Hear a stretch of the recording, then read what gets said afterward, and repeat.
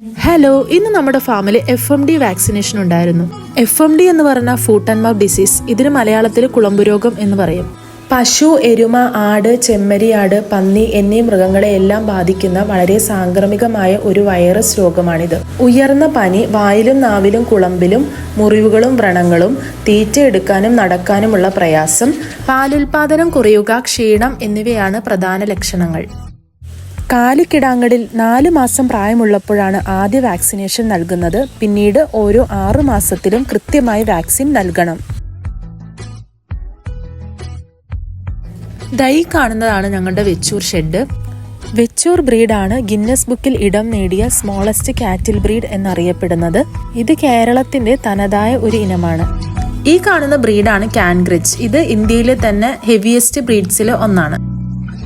ഈ കാണുന്ന ബ്രീഡാണ് ഗുജറാത്ത് ഒറിജിൻ ആയിട്ടുള്ള ഗീർ.